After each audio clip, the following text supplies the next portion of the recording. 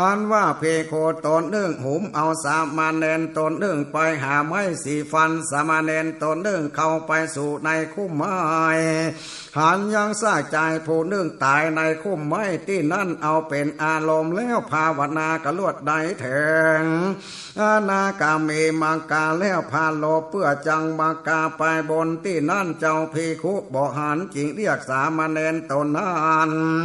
เจ้าสามเณรคานเองใจว่ากูอยากเจ้ากูเรียกปอสองเตอว่าอ่านแล้วก็ออกมา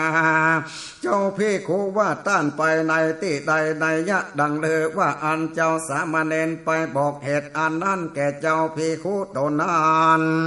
ก็เข้าไปพอซากอันนั้นภาวนาลวดได้ถึงอละหันตาเหตุดังอันว่าขีญา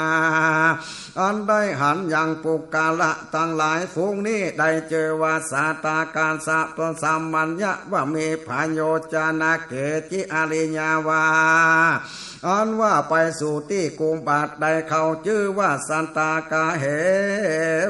ตุว่าเพคุอาสลายซึ่งเขาบินทาบาทนานแล้วจริงจังเลิกยอยังพรหมาจาริยากรรมเหตุดังอันว่าเขาไปสู่ที่บินทาบาทเขาได้ชื่อว่า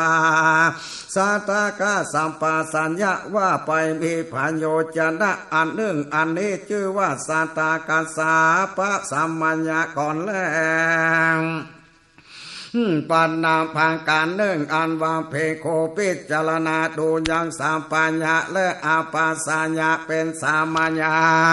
และจริงก็บอกเป็นสามปัญญาก็บอกไปดังอันใดชื่อว่าอาปัญญาสามปัญญาอันพิจารณาดูที่อันเป็นสามปัญญาแล้วถ้าบอกเป็นสามปัญญามีดังหรือจะแต่และอันไปไว้เจดีนั่นเป็นพันโยจนะก่อนที่นี้อาสาภาวะดังนี้ได้เจอว่าอาสาปัญญาก่อนแล้วอันว่าปาเลสันตังหลายไปอาภาสุมจุ่มนมในที่อันได้12โยจนะเพื่อปูจาเจติยะก็มีแล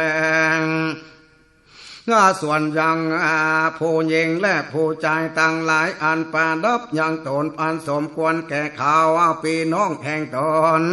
มีรูปอันงามปากดังแต้มและเอวไปมาในที่นั้นอันว่าโลภะก็เกิดมีแก่เพคูต่างหลายโดยนิมิตอันรูปอันดี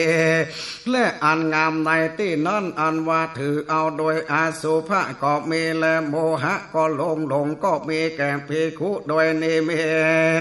อันพอดูรูปอันบอกควรพอนั้นและภิกขุกดได้ถึงยังสังกาปาติโดยอันใดหันรูปอันนั้นและว่าอนตราย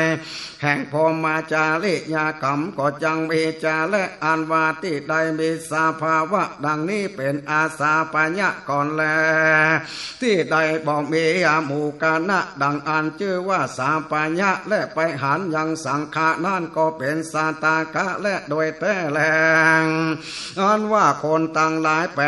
งผามและนายบานแล้วเอาพาสังฆาเมื่อตานฟังธรรมเสียงวันค่ำและคืนห่วง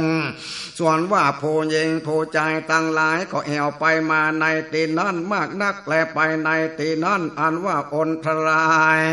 แห่งพรหมาจาริยากรรมก็จังมีที่นั้นอันหันมาป่านนี้และได้เจอว่าเป็นอาสาปัญญาที่ใด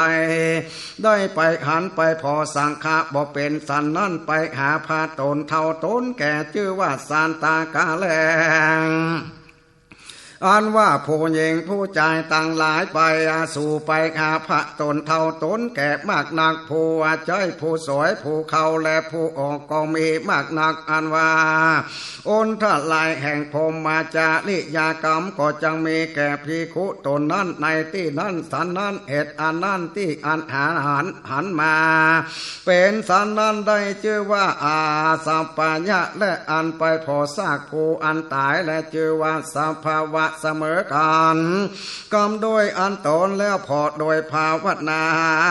ลัมมนานุสาติภาวนาอสุภะก็จังได้สารเมืองก็พาลาเป็นอาปายะส่วนอันว่าซากผู้หญิงอันตายนั่นก็สังว่าอสุภะก็บอดีและเพิ่งจากศีลวินาศเหตุดังนั้นกันว่าภิกขุไปหันซากผู้หญิงอันตายเธอละอันตัวออกมันหลุดลุยออกเหลือกแก่ตานี่แคว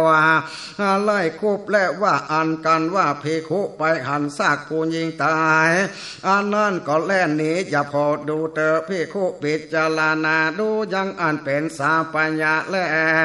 บ่เป็นสาปัญญาดังนี้แล้วเป็นสาปัญญาจริงดีไปสาปัญญาและก็บ่ไปได้ชื่อว่าสาปัญญาอาปาสาญะแลปานาพังการหนึ่งเล่ากรรมฐานตั้งหลาย33คือว่าอนุสาติ10และมีพุทธานุสาติเป็นต้นอาสุภา10และมีอุทุมาตากะเป็นต้นอากาศินา10มีปัทาวิกสินเป็นต้นปฏิกุลาสีมีอาหาระปฏิกุลเป็นต้นพรหมวิหารสีมีเมตตาพรหมวิหารเป็นต้นส่วนอันว่ากรรมฐานอันใดเปิงใจแก่ตนแห่งภิกขุตนอันเป็นเจรณายังสันตากาสัมปันสัญญะดังนี้แลมีดังอันว่าภิกขุถือเอากรรมฐานนั้นก็เข้าไปสู่โกจลคาม